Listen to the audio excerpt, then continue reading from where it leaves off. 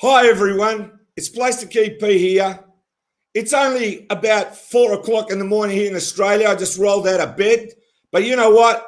This interview, I've got Danny Solazzi from the characters, and I got to tell you, this man is a fan favourite. I've had so many requests to interview Danny from the characters. How are you, Danny? Good. How you doing, Plastic EP? I'm hanging in there. I'm hanging in to hear all your stories. All right. So if you want to tell us about, I know you started the characters in 1982 and the band grew and you played the big places like the Roxy, the Whiskey a Go-Go. Man, you're a real swinger, like you're really out there. Yeah, we've been around a long time. We started out just a little local band in 1982. Started playing some of the Jersey clubs, opening for this group called Strutter that was real popular at the time. And we were only together maybe 6 months when this guy, Billy Baker, saw us and came down and started. We used to actually go see that band all the time when we were underage. And the next thing you know, we're opening for them all over the place, playing these places that would have took us 2 or 3 years to get to. Because he took us under his wing, we got there right away. So it was a fast education. That sounds like the Monkeys. They got the 4 guys, put the money behind them, as Davey said, and bang, that's the Monkeys. Yep. So then, as we started doing covers, just stuff that we liked.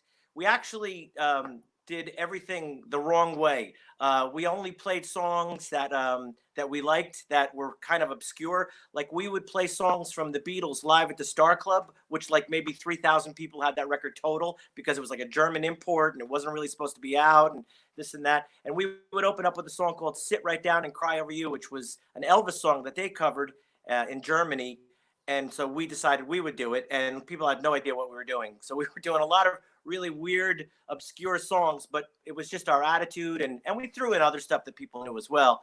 But we always took an original band approach. So then from there, we even on our first night in a club, we had an original song. We had every week we would try to add in another one, or every couple of weeks until we built up a repertoire where we could do a show just with our own songs. I got to say, you covered "Soldier of Love."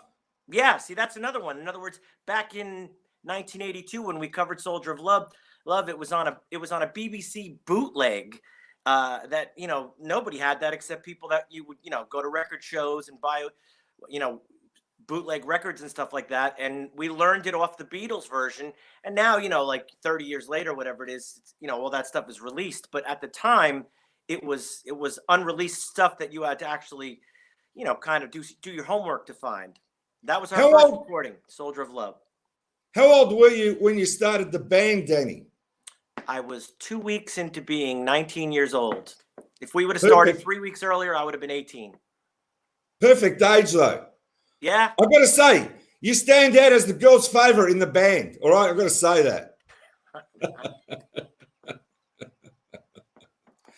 I saw that interview at the Roxy. That one's a beauty. Yeah, that was cool. One of the things since we've been locked down is it gave me a little time to go back in our archives and share some of the stuff that only I've seen. You know what I mean? Like we did that interview, 1986. Nobody's really seen it. I even forgot about it. I was looking for a song on that tape, and the interview popped up at the end, and I thought, oh, this is pretty good. I like this. I got to tell you something, right? As you know, I'm in a band and I've written songs, not that it matters, but my biggest songwriting influences were Boyce and Hart, and I know you played with them and so forth, and Mike Nesmith, because that was my generation. I mean, I'm a first-generation Monkeys fan, not that it matters, but in Australia, they hit in 1967, 1966. We're 6 months behind the US. So that's my big major songwriting influences. What are yours? Well, those that you mentioned are great influences. Those guys, Boyce and Hart, wrote a lot of hits for a lot of people, and Mike Nesmith is a great songwriter as well. Great catalog of songs from both of those people you mentioned. I like Elvis Costello. obviously Lennon and McCartney, Jagger Richards, Elton John, Paul Simon. Just all, my whole thing is I like stuff that's got a good melody, uh, great lyrics, and then with all those people that I mentioned, all their records are really well executed as well. So sometimes you could have a great song and not a great record. There's a difference between a song and a record. Like, A Day in a Life is a great song and a great record because of the way it's produced and all that type of stuff. So, basically, I kind of like all the people that are really the heavy hitters. Are you influenced though a lot by like the 60s, that kind of sound a lot Oh, yeah. or not much? 100% influenced by Okay. the 60s. Everything about the 60s was cool. The cars, the fashions, the TV shows, the music, just everything. Yeah. It was a magic time. I can't explain why everything lined up, but it's my favorite decade of all. But I got to say, Danny, you look young. Not like me. I do my makeup and I use cement and a spatula. All right, I got to ask you now, how did you hook up with the Monkees? Tell us all that because you were also in their videos. So let's start how you hooked up with the Monkees. Well, in 1986, they did this Monkees convention in Philadelphia, and this Ed Riley, Maggie McManus, they ran the convention. Maggie McManus ran a thing called the Monkey Business Fanzine, and it was the only way to find out any information at that time because people that are younger don't have any kind of reference point to know that back then you couldn't find any information out about anything. In other words, there was no internet. Nobody had a cell phone. It was just, records. Even the Monkees records were out of print. So you'd have to go to swap meets and used record stores or they had like catalogs and things like that you could get through the mail and buy used versions of them. Well, anyway, so they had this Monkees convention, which coincided with when the Monkees were being shown 3 times a day on MTV. And it was a fluke. I don't think they planned that. But by the time the Monkees convention happened in August of '86, they were huge. They were on 3 times a day on MTV. Their records started to go back into print. It was just like this unheard of thing that just this phenomenon that happened. We went and saw them like on their second date, I think, on their comeback tour, which was Atlantic City, and we had tickets to the convention. We didn't even know that we were going to eventually play at the convention, but I bought tickets. I wanted to go because I had been to one way back in 1980 when they had a convention, which was like 35 people in Trenton, New Jersey. It was like the second one they ever had. And I was like 16 or something like that. And like I said, I went there just to buy records and to talk to people who had the same interest, because back then, like I said, it was kind of not cool to like the Monkees. I never care what anybody thinks. I just like what I like, and I don't care if you like it or you don't like it. So I went to this Monkees convention, and then I knew I had met Maggie, and I had said to her, I don't know if you're gonna have a band at this convention, but we would love to play at it because you can't play this kind of stuff in clubs because we didn't think there was anybody would really care, number one. And number two, it was also an opportunity for those people to see us because we were cut from the same cloth. In other words, we weren't a hair metal band. We never fit in. In other words, whatever was going on, we were still the characters. So when grunge happened, we were still the characters doing what we do. When heavy metal hair bands we were still the characters doing what we do. When whatever the fad was, we just kept doing what we do. It was just, we never were influenced by that. But anyway, to get back to the thing, a couple of their bands had put in to play this thing, and they picked us. And it was just like, we went from playing like to the Dirt Club in Bloomfield to like 150 people to like, there was like, I don't know, that day I think there was 1,400 kids there screaming their heads off. I looked over at the drummer and I said to him, we're in concert. That was that was my takeaway from that was we had never experienced that kind of excitement and volume of people, volume of the crowd. It was just nuts. Well, I'm just saying, if you go back to the 60s, all the crowd is screaming, "We love Davey. We love Davey." Did you cop that? They weren't yelling, "We love Davey." No. Who are you closest to out of the Monkees? Who did you get closest to? Without a doubt, Peter. Peter played with us so many times. Sometimes, one time I did a gig with just me and him. He played. Sometimes he would come and play with the characters. Actually, do a whole set with us. Sometimes we would open for him. We opened for him at a bunch of different places. He was just very cool. He was, we would talk on the phone sometimes, because we a lot. What one of the things that was happening was that every band has their own little struggles, and sometimes we would just vent to each other. He was very what's the word I'm looking for is he was like a mentor to us, or to me personally. So definitely, without a doubt, Peter. After that, Davey actually had our records at his house. We asked him if we asked all three of the Monkees if they would be on the early characters.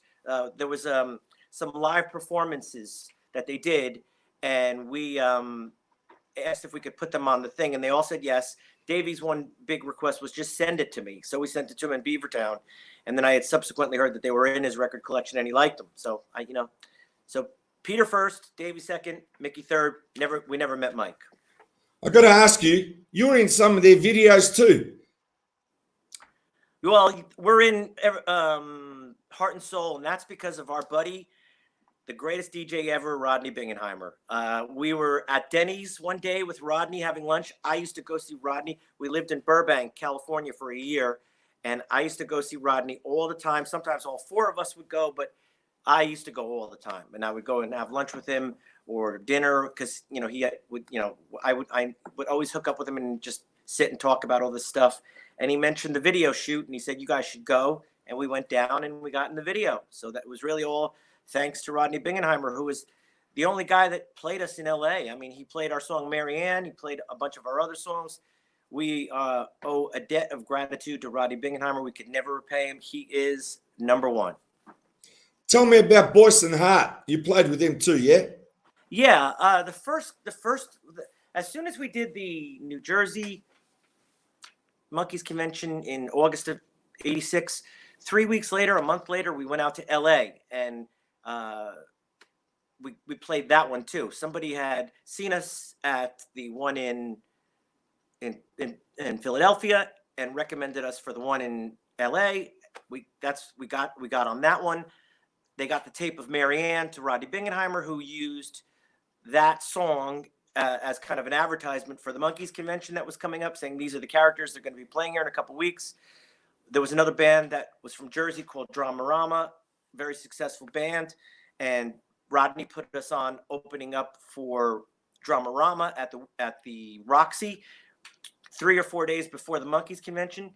And so basically, Rodney opened a lot of doors for us. But the way we got into the Heart and Soul video was just we were just having lunch with Rodney, and he said, you should go down and be in this video, and they used us. In fact, besides us walking past them, I guess they had ordered guitars to be in the scene, but our guitars were already up on the stage because we're actually in another scene where they're auditioning or they're going up to the guy to try to get a part in the video, the Monkees. And you see us in the background playing our guitars like we're auditioning as well. And then instead of using the guitars that they ordered, they used our guitars. So Mickey's playing my Gibson White Melody Maker, and Peter's playing Larry's bass. And I don't know what I don't remember whatever happened to I don't think Davey used anybody's guitar. Danny, I've got to say, you got a lot of Monkees connections. Now I want to know, I'm going to jump one step. How did you go from the Monkees to having an album produced by Chip Douglas in 2 months in Hawaii? Was it? Where was it? Where did you go? Yeah.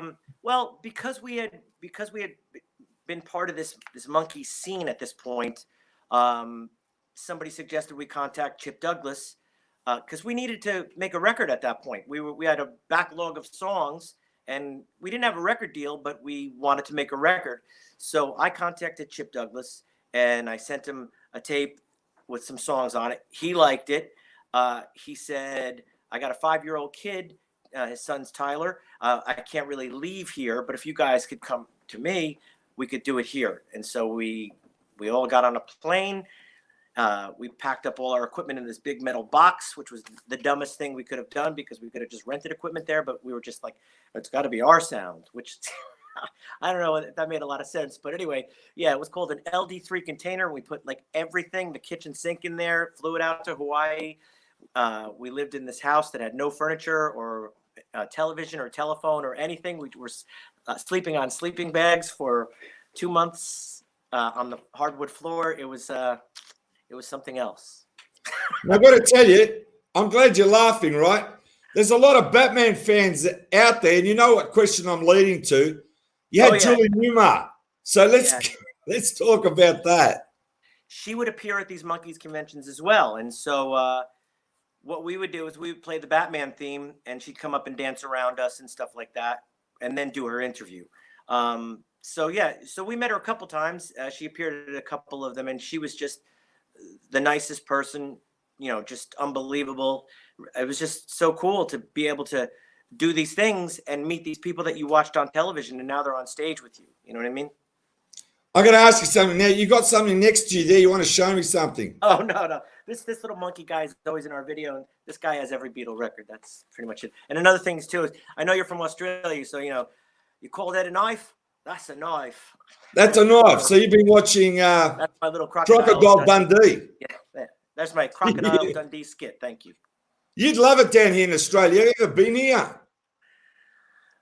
We've never been there, but we would definitely go once this whole thing. You'd love it down here, I'm telling you. You'd love it. It's freezing at the moment. Now, listen, I know how big the characters are. Now, we're getting into serious rock and roll here now. Who do I know that opens up for acts like Joan Jett and the Blackhearts and the Kinks? Now, to me, just to get to that state is huge. Yeah, that was unbelievable. I mean, I am so influenced by Joan Jett. In my early days, the guitar that I play is a Gibson White Melody Maker, which now they make them. But at the time, the only way that you could get it is if you actually bought an old one from the 60s, sanded it down, painted it white, because they only came in cherry and sunburst. So anyway, I liked her guitar so much that I went out and I had it copied just like hers. Our basic approach was kind of like our early approach was, it was sort of a cross between the Beatles and Joan Jett and the Blackhearts. So if you took those two elements, put them together, threw a little bit of the Monkees in, threw a little bit of Elton John in, threw a little bit of Simon and Garfunkel, whatever it was, all our influences put together. So, so I used to go see Joan Jett all the time. And one day I heard they were doing a shoot for her video for I Love Rock and Roll. And so I went down with her photographer, and I got in the video for that. I think I was only 17 at the time. Then we took our song Marianne. We sent it to Blackheart Records. Her manager, Kenny Laguna, liked the song. He really liked it. Called us up. I kept calling the office back, and I could never get through. So I thought, well, maybe he doesn't like it that much. And then 2 years later, Kenny and Joan are on Rodney Bingenheimer's show. Again, always comes back to Rodney Bingenheimer. So they're on Rodney's show, and he plays Marianne, and Kenny says, I tried to get a hold of this kid. I love this song. And the next thing you know, Rodney puts me in contact with Kenny, and we start opening shows for Joan Jett and the Blackhearts. When we were living in L.A., he said to us, there's a show in Poughkeepsie, New York at a place called The Chance, but you guys probably wouldn't want to fly out here just for that. And I said, oh, no, we definitely want to fly out there just for that. And so we came back from Los Angeles and did a show in New York just for, flew out there just for the one show. And then from then it went on to, we did about, I think in total about 19 or 20 shows with Joan Jett and the Blackhearts through the years. The way we got the Kinks show was Ray Davies was also managed by Kenny Laguna, and I was working at Blackheart Records at the time, and I would drive Ray around New York City. And I was a huge Kinks fan. I mean, like just beyond huge. So one day I remember me and Ray were in the car, and we had to go to a print shop to pick up a script. And he says, I've written a play. And I said, yeah, I know Arthur. It's especially that's, Australians know about that. There's a Kinks Australian connection as well, right? So anyway, So yeah, they were touring in support of the UK Jive album, and there was some dates on the East Coast. And I asked Kenny if we could open for the Kinks, and he said yeah. So he gave us a show up in Maine, and it was like it was surreal. Just like opening up for Joan Jett and the Blackhearts, opening up for the Kinks, having Mickey, Peter, Davey on stage with us. It kind of in your head, it doesn't make any sense. You think to yourself, how could this be? How could a little band like us? How could this be happening to us? Because you're great. Now I got to say, hey, Danny, I'm serious now. Okay, all right. Yeah. Now, if you look back on your career, okay, and I saw how young you were, Yeah, and you still are young, okay. okay. Now, what I want to know is, look back on your career and tell me one of your fondest moments, or two of your fondest moments from your career. That first Monkeys convention where the roof just got blown off the building was pretty good. First time playing in LA was really good. Opening up for Joan, opening up for the Kinks, a bunch of stuff. Joan singing on our record. She sings on a song called "Last of a Dying Breed." I mean, that's just, I never thought that would happen in a million years. There's so many things, we open. Just like I said, even just getting to go out and record with Chip Douglas. I mean, I always said this: Pleasant Valley Sunday and Daydream Believer, in my opinion, are two of the best produced records of all time. The production quality, they're great songs, and on top of that, they're just perfect as far as the production aspect of it goes. Everything is exactly where it should be, and it's just magic. Danny, I've got to tell you, the song Steam Engine. You know the story with Steam Engine and Chip Douglas, don't you? I know there was a big expensive session, and Green Gems didn't want to pay for it. Yeah, and he's got the rights because he kept it and he paid for the session, I believe. Well, I'm going to tell you an interesting story. Yep. Around that time, there was a couple songs that they recorded, or Chip was trying to record, that I don't think ever got a monkey vocal on them. One of them was called Windy Day at Kitty Hawk, and the other one was called Today. And when I went out in 96, I went out in 87 with the Characters, and then in 1996, I think it was 96, or maybe it was 97, I went out by myself and worked with Chip. And we recorded those two songs because they've never been heard by anybody. Then last year at Christmas time, Chip put out a song called Christmas Time, which is the same melody as Today, only with Christmas lyrics. And he put that on YouTube, and it's out there if you want to look for it. But we do have recorded versions of Today and Windy Day at Kitty Hawk that eventually, when I can figure out how to get the Characters on iTunes and Amazon Music and all that other stuff, we'll probably put that up eventually at some point. But yeah, those were recorded at those sessions, and they never saw the light of the day. But we did versions of them, and they're actually very cool songs. Now, I want to ask you, now we talk about Characters, what do you want to tell the fans? The stage is all yours. What you think's going to coming up, or what you want your fans to get into now? Just give them a message. Well, I mean, the main thing that we want to do is get our stuff on all the digital platforms so that people can hear them, especially at this time when everybody's kind of stuck in their house. We were working on songs for a new record, but obviously we can't do that at this time. But maybe what I'll do is I'll go on YouTube and play some of them acoustically. And basically just we love it when you guys check into our own songs. That's the most satisfying thing is when people tell us they like our songs. Can you name the three favorite Character songs? And I mean, you wrote most of them. Give me your best three, 1 to 3. I know it's like babies. I know how hard it is, but I got to have your top 3.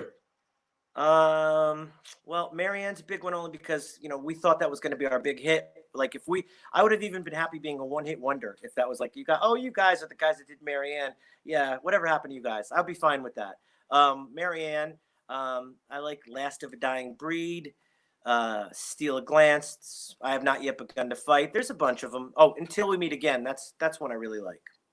Now, Danny, I'm going to ask you something, and this is from the fans in Australia. We're all locked up.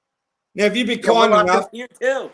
I know, but listen, if you be kind enough to grab an acoustic guitar and play Marianne or maybe just a bit of a monkey song as we go out with the interview. That'd be great. Well, I didn't know you were. I'm not even tuned up. Let me get it out of the case and see if. Yeah, that's all right. If you got to go to screen, it's okay. I'll keep talking. Hold on. Okay. While he goes, we'll just continue talking. Gee, this is fun, everyone. So hopefully he'll come back and sing a song. And I was going to show him this, and I was going to say, can we talk about these guys? Oh, look, he's back. Here's your friends. They're all here. What's that? Your friends are here. Yeah, what is that? Oh, it's a comic. It's a Monkeys comic. Yeah. An original one from 67. Nice. See Mike down there?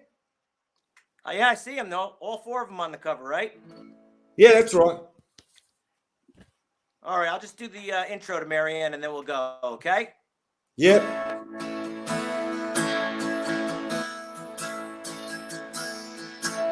Marianne. All right, Plastic LP. Is that it? Plastic EP. Hey, we'll see you again. See you again. See ya. It's a knife. Bye. See you later.